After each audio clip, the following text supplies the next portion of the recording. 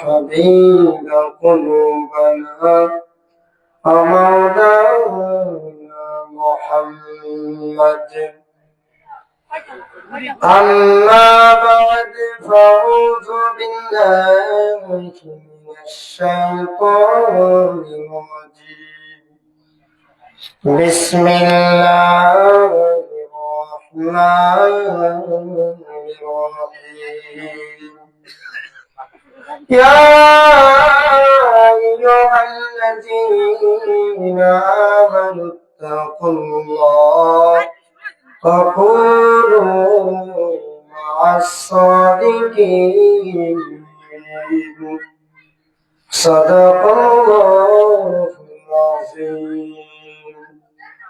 قال رسول الله صلى الله عليه وسلم: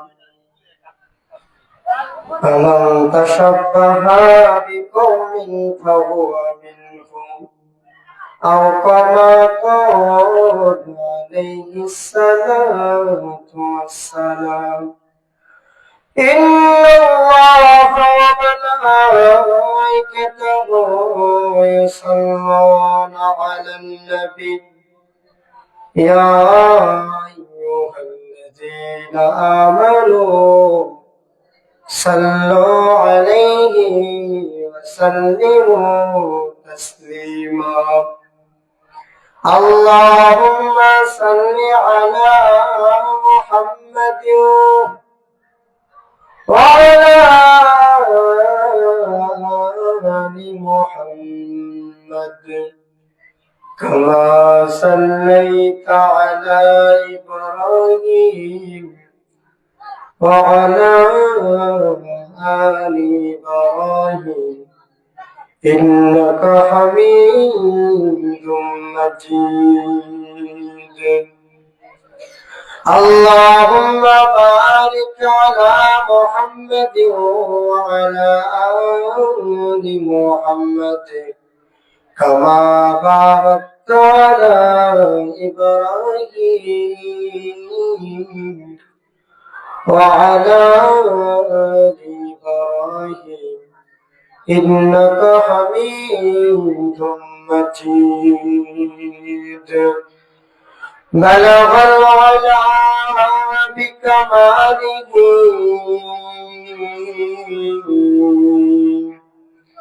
كشف الدجى بجماله حسنت جميع خصاله. صلوا عليه وآله. بلغ العلا بكماله كشف الدجى بجماله حسنت جميع خصاله. صلوا عليه وآله. صلوا يا قوم مبارك صلوا على صدر الأمين مصطفى مدار إلا رحمة للعالمين. साथ गुल में क्या मजा है, साथ गुल में क्या मजा है। बुलबुली छे पूछे जिक्रुल्लाह में क्या मजा है। जाके रोचे पूछे ला इलाहा इल्लल्लाह ला इलाहा ला इलाहा इल्लल्लाह ला इलाहा ला इलाहा इल्लल्लाह ला इलाहा इल्लल्लाह ला इलाहा इल्लल्लाह ला इलाहा। ऐसा Qur'anan jawi kushnan umayad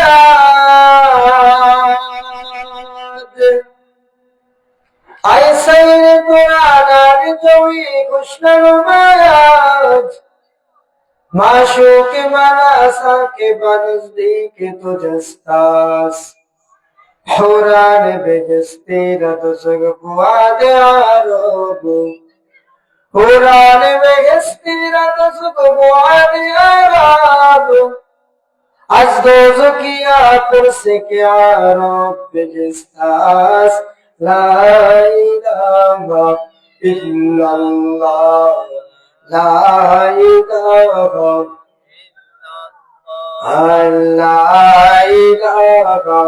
illallah La ilaha Musafir gam Kabor akhir ठिकाना कोई आगे रवाना है कोई पीछे रवाना ला इलाहा इल्लल्लाह ला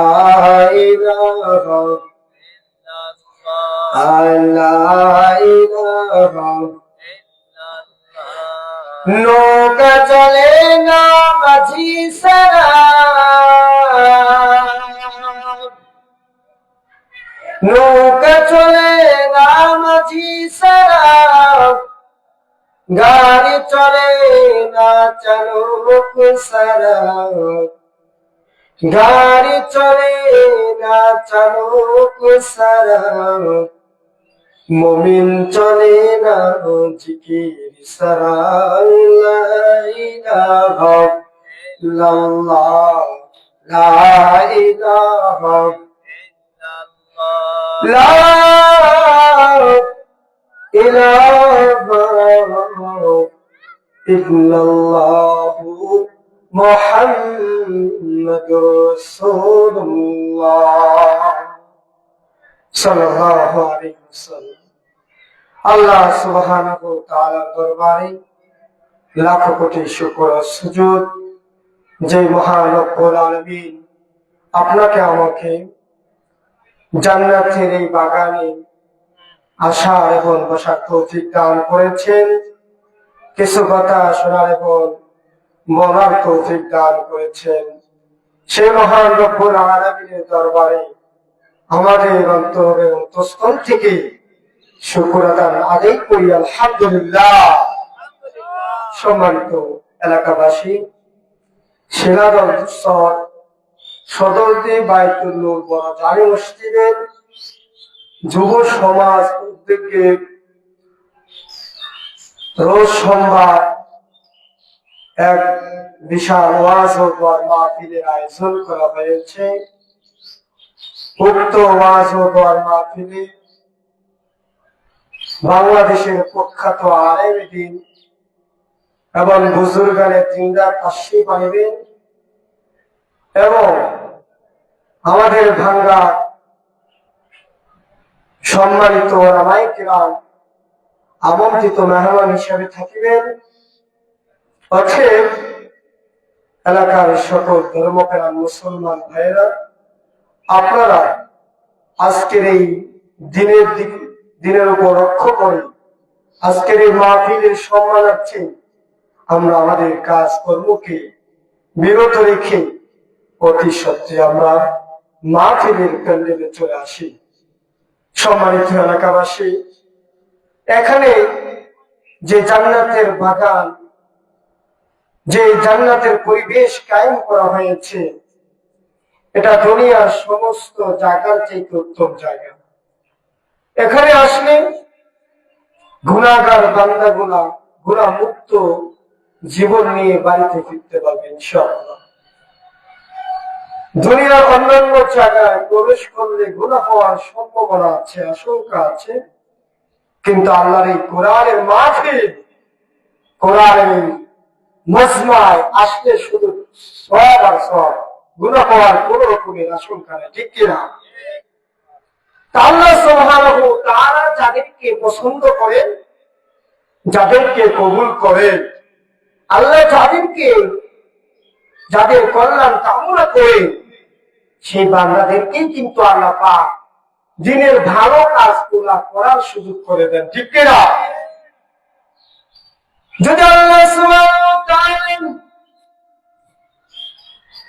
আপনাকে আমাকে যদি কবুল না করতেন, তাহলে অন্যান্য মানুষরা যেভাবে গল্প গুজব ঘোড়ার আসর নিয়ে বসে আছে, কাজকর্মে লিপ্ত আছে, আর অন্যান্য যাবতীয় অন্যায় কাজে লিপ্ত আছে, আল্লাহ কিন্তু আপনাকে আমাকে সেখানে লিপ্ত রাখতে পারতেন, ঠিক কিনা? কিন্তু আল্লাহ এমনটা করেন নাই। এর দ্বারা প্রমাণ হয় আল্লাহ আপনাকে পছন্দ করেন, ঠিক কিনা? সম্মানিত এলাকাবাসী, আজকের মাহফিল এই জান্নাতের বাগান দুনিয়ার কোন সাধারণ জায়গা না। এখানে আখিরাতের সামান তৈরি করে দেওয়া হয়। এখানে উলামায়ে কেরাম দিক নির্দেশমূলক আলোচনা করবেন। উলামায়ে কেরামের এই আলোচনার মাধ্যমে আপনার আমার জীবনের ভুলগুলা সংশোধন করা সম্ভব হবে। পিছনে অন্যায় ঘোরা মুছে ফেলার এই মহা সুযোগ অবহেলায় ঘোড়ায় অধ্যায় শেষ করে দিনই চলবে না। হো ভাই আমার, তাড়াতাড়ি চলে আসো, এদিক সেদিক আর ঘোরাফেরা করিও না। আল্লাহ আপনাকে আমাকে দুনিয়ার জমিনে পাঠাইছেন ও মুসলমান ইমানদার, আল্লাহ সুবহানাহু ওয়া তাআলার গোলামি করার জন্য। দুনিয়াতে তুমি মনে করেছো এমনিতে তুমি দুনিয়াতে আসবো, না না, এমনিতে তুমি দুনিয়াতে আসো নাই। আমার আল্লাহ তোমাকে দুনিয়াতে পাঠিয়েছেন, ঠিক কিনা? আল্লাহ সুবহানাহু ওয়া তাআলা দুনিয়াতে পাঠিয়েছেন, এখানে সীমাবদ্ধ নাই। আল্লাহ তাআলা আপনাকে আমাকে মানুষ হিসাবে বানিয়েছেন, ঠিক কিনা? আল্লাহ তো অনেক সৃষ্টি জগৎ আছে, পোকামা করেছেন, গরু ছাগল কুকুর সহ আরো অনেক প্রাণী আল্লাহ পাক সৃষ্টি করেছেন। কিন্তু আল্লাহ পাক আপনাকে আমাকে গরু বানাই নাই, ছাগল বানাই নাই, বানাইছে? আল্লাহ পাক আপনাকে আমাকে পোকামাকড় বানাই নাই। আল্লাহ পাক আপনাকে আমাকে কুকুর বানাই নাই। আল্লাহ পাক আপনাকে আমাকে অন্যান্য যত প্রাণী আছে সেগুলো বানাই নাই। আল্লাহ আপনাকে আমাকে মানুষ বানাইছে। ও মুসলমান বান্দা, আল্লাহ যেহেতু মানুষ আপনাকে আমাকে বানাইতো, অতএব এই আল্লাহ যে মানুষ বানাইছে এই জন্য আল্লাহ পাকে শুকরিয়া আদায় করা, ঠিক কিনা? আল্লাহ যে মানুষ বানাইলো, এই মানুষ বানাইছে এর জন্য যদি আমরা শুকরিয়া আদায় করে কিয়ামত পর্যন্ত রব্বে কাইমের শুকরিয়া আদায় করা সম্ভব না, ঠিক কিনা? ও মুসলমান বান্দা, শুধু তাই নয়, আল্লাহ মানুষ বানাইছে, মানুষের মধ্যে বিভিন্ন স্তর আছে, আছে না নাই? কিছু মানুষকে আল্লাহ কাফের বানাইছে, তারা মূর্তির পূজা করে, তারা আগুনের পূজা করে। কেউ আবার খ্রিস্টান কিন্তু মানুষ, কেউ আবার বৌদ্ধ তারাও মানুষ, কেউ আবার ইহুদি তারাও মানুষ। কিন্তু আল্লাহ পাক বলেন মানুষের মধ্যে আমি সবচাইতে আমার কাছে পছন্দনীয় মানুষ হলো তারা যারা ইসলাম, আমার মনোনীত ধর্ম ইসলামের উপরে থাকে, ঠিক কিনা? আল্লাহ কিন্তু যারা ইসলামের উপর থাকে তাদেরকে পছন্দ করে, ঠিক কিনা? সম্মানিত মুসলিম, সম্মানিত এলাকাবাসী, এই জন্য বলো আল্লাহ পাকের শুকরিয়া আদায় করতে হবে। আল্লাহ পাক শুধু মানুষ হিসেবে আমাদেরকে জ্ঞাত রাখেন নাই, আমাদেরকে মুসলমান হিসেবে কবুল করেছেন। এই জন্য আল্লাহ পাকের শুকরিয়া আদায় করা, আরেকটা কারণে আল্লাহ পাকের শুকরিয়া আদায় করতে হবে, কারণ দুনিয়াতে আল্লাহ পাক অনেক নবীদেরকে পাঠিয়েছেন। আদম আলাইহিস সালাম আমাদের পয়গম্বর, ঠিক কিনা? আল্লাহ পাক তাকে দুনিয়াতে সর্বপ্রথম দুনিয়ার জমিনে পাঠান নবী হিসাবে। তিনি দুনিয়াতে আসে মানুষদেরকে দিনের কথা বলেন। এইভাবে ধারাবাহিকভাবে আমাদের নবী পর্যন্ত অনেক নবী আল্লাহ দুনিয়াতে পাঠাইছেন, ঠিক কিনা? সব নবীর উম্মত ছিল, ছিল না? ছিল না? প্রত্যেকটা নবীর উম্মত ছিল, সব নবীর উম্মত ছিল, কিন্তু সমস্ত নবীর উম্মতের চাইতে আমার নবীর উম্মতরা সবচাইতে দামি, ঠিক কিনা? আমাদের নবীর উম্মত জান্নাতে যাওয়ার আগ পর্যন্ত কোন নবীর উম্মত জান্নাতে যেতে পারবে না। পারবে? আমাদের নবীর উম্মতরা এত দামি, এত দামি রে, অন্য কোন নবীর উম্মতরা এত সম্মানিত হতে পারে নাই। কিন্তু ভাই, আল্লাহ তোমাকে মানুষ বানাইলো, আবার মুসলমানের করে জন্ম দিল, তুমি মুসলমান হইলা। শুধু তাই নয়, আবার তুমি শেষ নবীর উম্মত হইতে পারলা। এই যে শেষ নবীর উম্মত হওয়াটা, এটা আল্লাহ পাকের কৃতজ্ঞতা আদায় করার, ঠিক কিনা? আল্লাহর যদি হুকুম না পাইতো, তুমি আমি কোনোদিন বলি না আল্লাহ আমাকে শেষ নবীর উম্মত বানাও, বলছি? কোনদিন আল্লাহর কাছে অভিযোগ করি না, আল্লাহ তুমি আমাকে ওই নবীর উম্মত বানায়ো, আল্লাহ অমুক নবীর উম্মত কেন বানাইলা? কিন্তু আল্লাহর কাছে কখনো আমরা বলি নাই। কিন্তু না বলা সত্য আল্লাহ পাক আপনাকে আমাকে আমাদের নবী জনাব রাসূলুল্লাহ সাল্লাল্লাহু আলাইহি ওয়াসাল্লামের উম্মত হিসেবে কবুল করেছি। সুবহানাল্লাহ। এজন্য আল্লাহ পাকের কৃতজ্ঞতা আদায় করা চাই, ঠিক কিনা? সম্মানিত এলাকাবাসী, আপনারা ভালো করে শুনেন, আল্লাহ সুবহানাহু ওয়া তাআলা আমাদেরকে অসংখ্য অপরিমিত নিয়ামত দান করেছেন। এই নিয়ামতের শুকরিয়া আদায় করা কারো পক্ষে সম্ভব না, কারণ আল্লাহ পাকের যে নিয়ামতগুলো এত দামি, এত দামি। ও ভাই, যার চোখ নাই তাকে জিজ্ঞাসা করো চোখের কত মূল্য, যার হাত নেই তাকে জিজ্ঞাসা করো হাত কত মূল্যবান। আমার এলাকায় আমার মসজিদের মুসল্লি নামাজ পড়ে ইমাম সাহেবের পিছনে তিনি প্রতিদিন ফজরের নামাজে আজানের পরে মাছ কেনার জন্য ভাঙ্গা চলে আসেন। প্রতিদিনের ন্যায় সেদিনও মাছ কেনার জন্য ভাঙ্গা চলে আসছেন। মাছ কিনে বাড়ির দিকে যাবেন, মানিকগ্রাম বাজারে সে মাছ বিক্রি করে মাছ নিয়ে মানিকগ্রাম বাজারের দিকে রওনা হয়েছেন।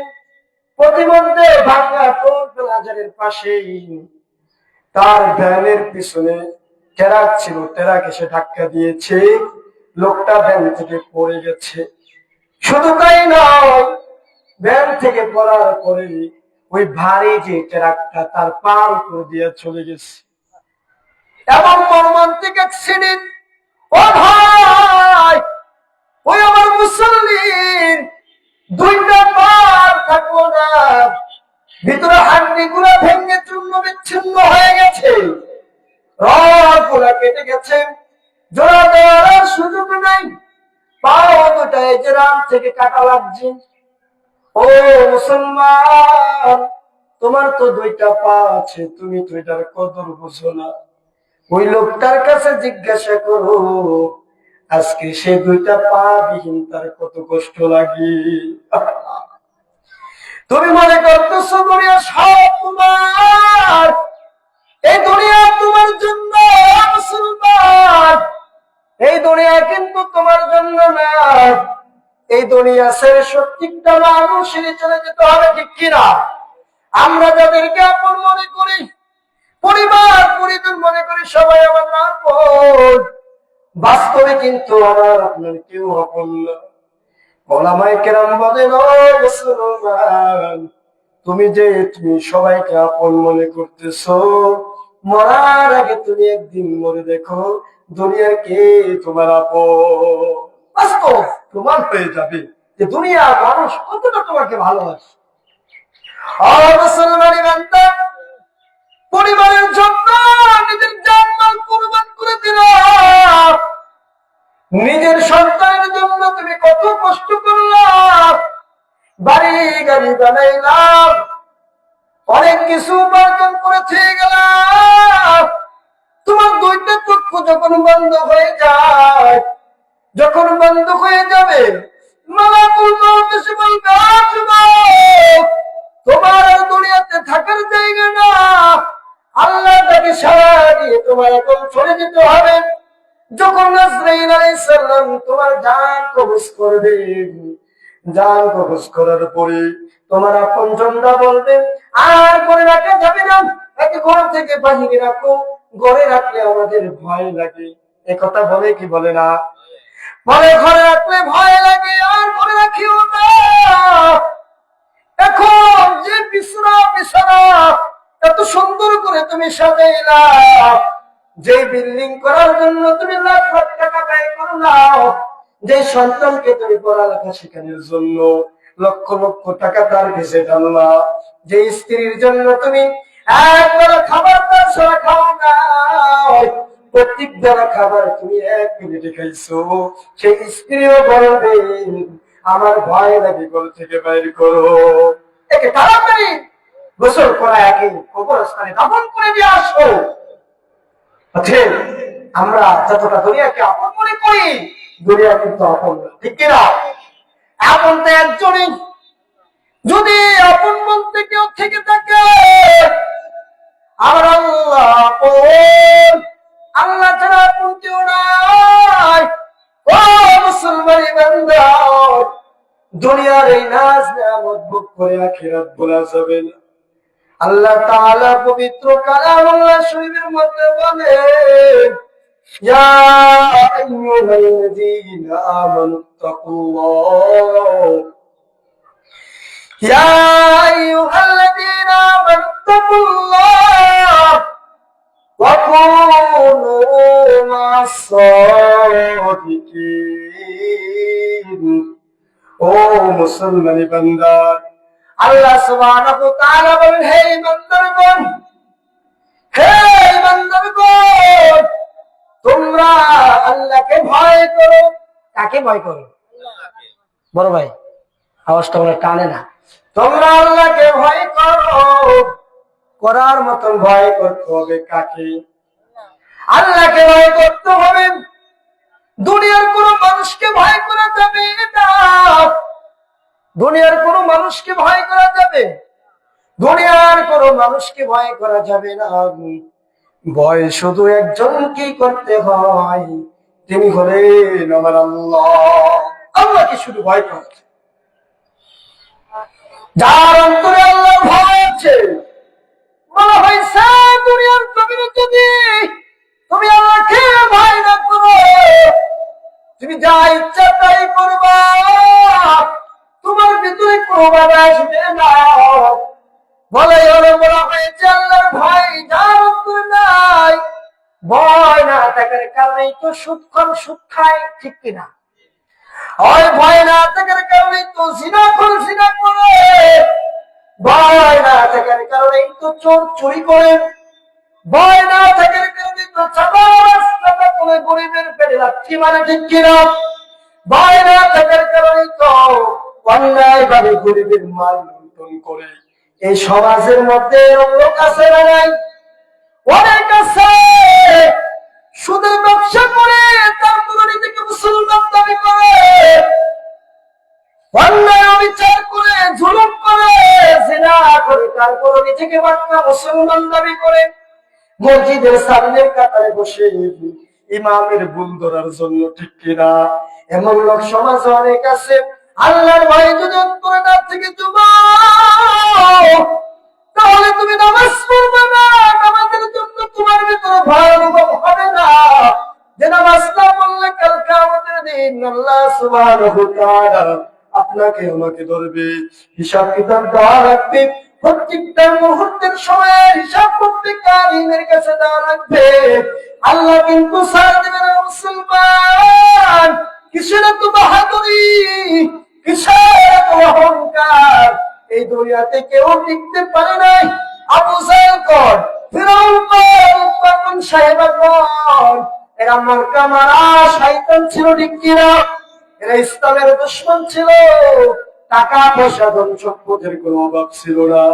ইসলামকে নিয়ে সমালোচনা করে আজকে আমাদের দেশে অনেক আবু জাহেল মার্কা লোক আছে না নাই? মাহফিল গুলায় বাধা দেয়, আছে না নাই?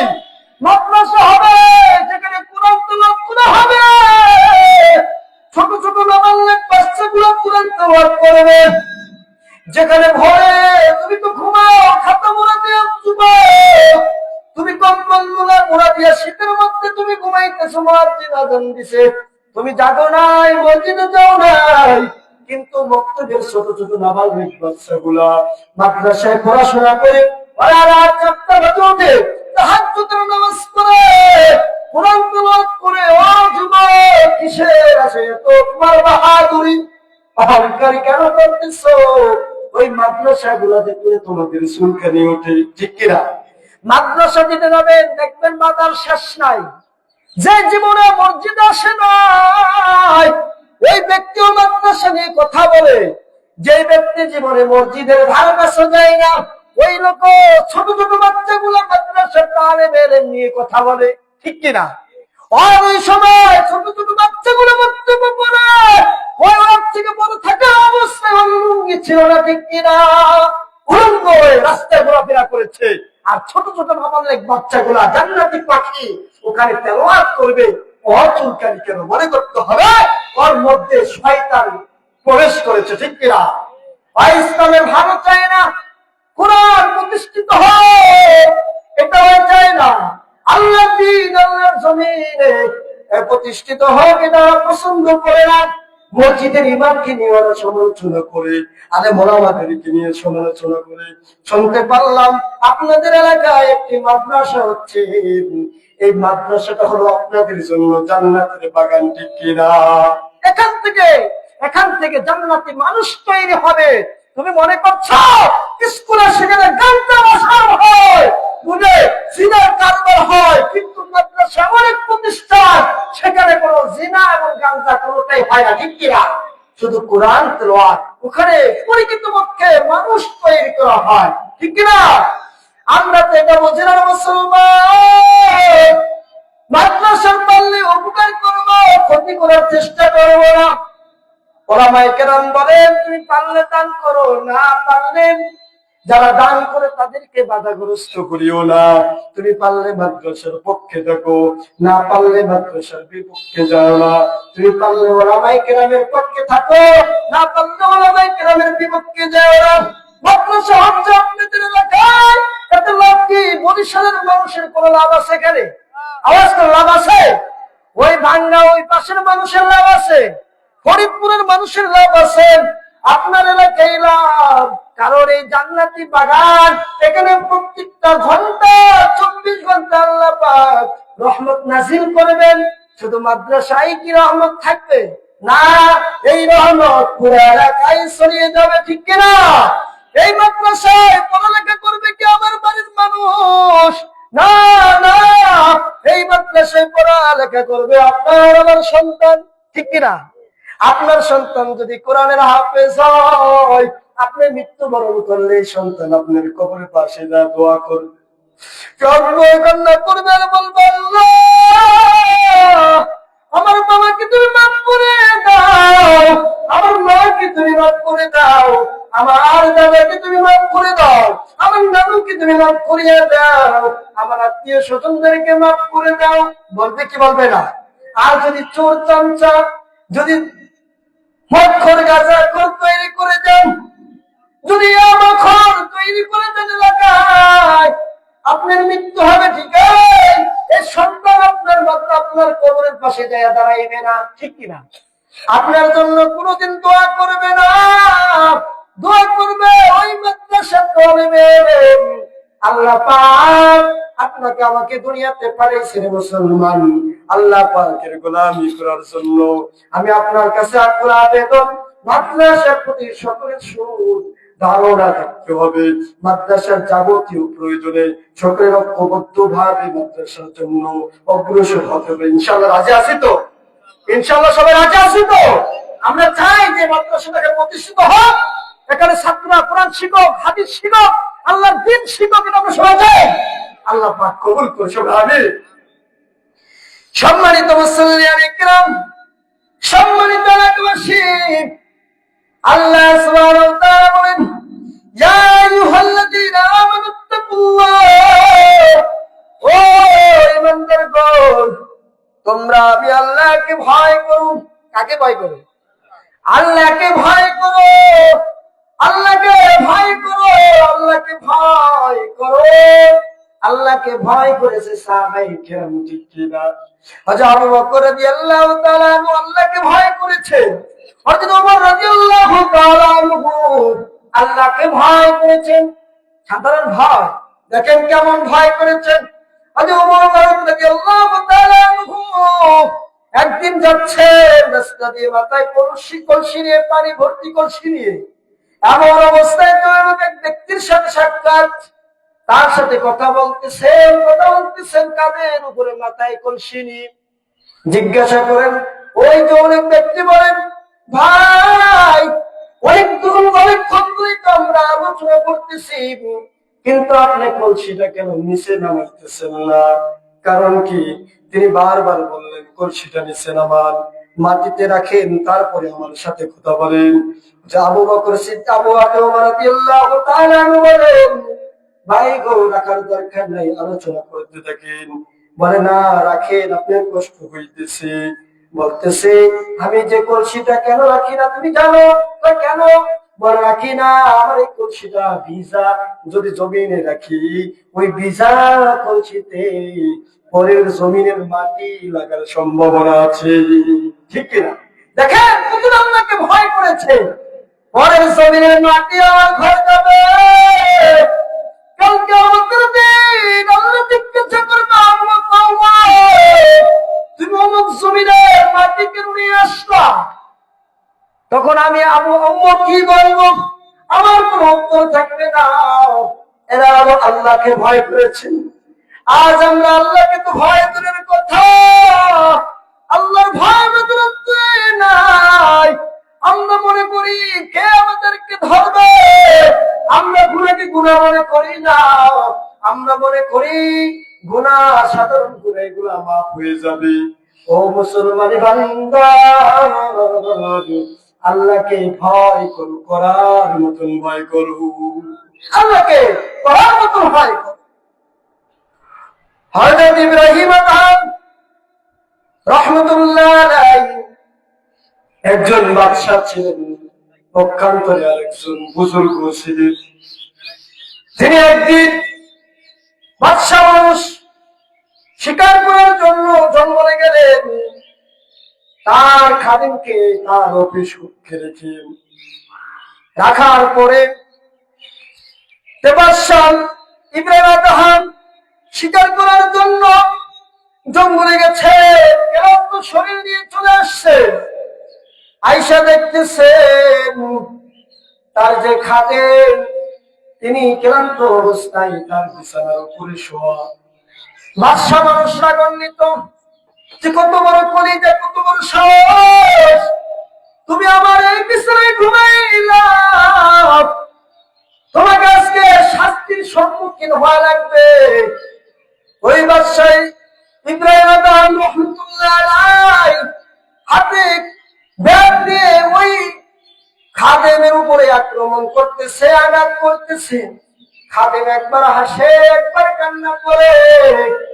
বাদশাহ আদম বলে, ও আমার খাদেম, তুমি কেন হাসো আবার কান্না করো? বলে, আমি কান্না করি এই জন্য, তুমি আমাকে মারতেছো।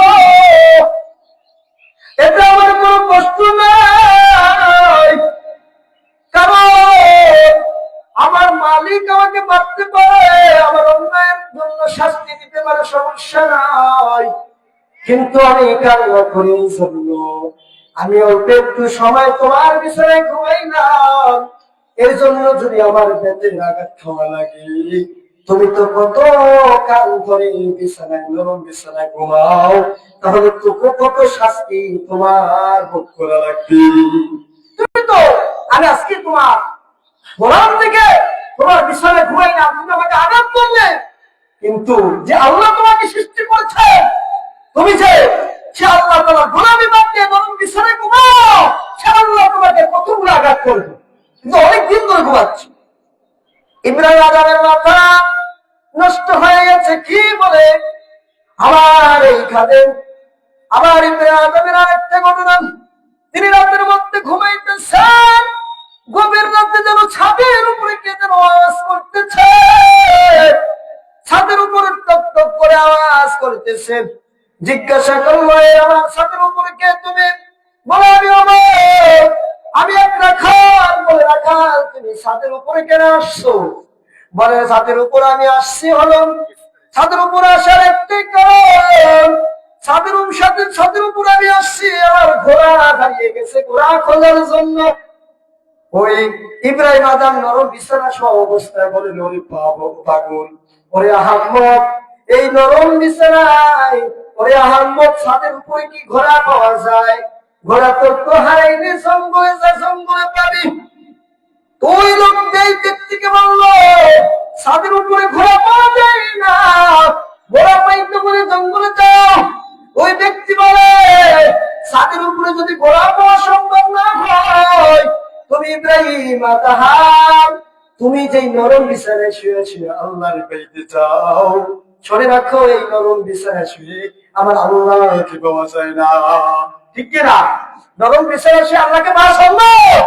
আল্লাহকে পাইতে হলে, ও মুসলমান, যারা বুজুর্গানের দিন হয়েছে, তারা কষ্ট মুজাহাদা করেছে, তারা দিনের কথাগুলো মানুষের কাছে প্রচার করেছে, আক্রমণের শিকার হয়েছে, জুলুমের শিকার হয়েছে। আপনার আমার নবী কত কষ্ট করেছে। নবী কিন্তু নরম বিছানায় সুখ ঘুমায় না, নবীর জন্য আল্লাহ পাক অনেক কিছু অফার করেছেন, কিন্তু আল্লাহ রাসূল সাল্লাল্লাহু আলাইহি সাল্লাম বলেন, আমার এইগুলোর প্রয়োজন নাই, আমার এইগুলোর প্রয়োজন নাই। ও মুসলমানের বান্দা, তুমি মনে করতেছো নরম বিছানায় ঘুমায় ঘুমায় আল্লাহর মনে পেয়ে যাবো? অসম্ভব, অসম্ভব। আল্লাহকে পাইতে হলে নরম বিছানা ত্যাগ করতে হবে। ঠিক কিনা? আল্লাহকে পাইতে হলে নরম বিছানা ত্যাগ করতে হবে। ও ভাই, তাকওয়া তোমার মধ্যে থাকা চাই, ভয় তোমার মধ্যে থাকা চাই। যার মধ্যে ভয় আছে সেই কোনোদিন অন্যায় করতে পারে না, যার মধ্যে ভয় আছে সেই কোনোদিন অন্যায় করতে পারে না। আমাদের হযরত ইউসুফ আলাইহিস সালামের ঘটনা আমরা সকলে জানি। জুলেখা জৈবনের তারা ইউসুফকে বন্দী করেছে, এমন ভাবে বন্দী করলেন যে তার বাইরের সুযোগ নাই। জুলেখা বলতেছে, ইউসুফ, আমি এখন তোমার মূল্যবান সময়, তোমার সুযোগ হয়েছে আমার মনের খায়েশাত পূর্ণ করার, তুমি আমার মনের খায়েশাত পূর্ণ করে দাও, আমার চাহিদা পূর্ণ করে দাও। ইউসুফ আলাইহিস সালাম বলেন, ও জুলেখা, আমাকে আল্লাহ পাক দুনিয়াতে পাঠিয়েছেন, আল্লাহ পাক আমাদেরকে দুনিয়াতে পাঠিয়েছে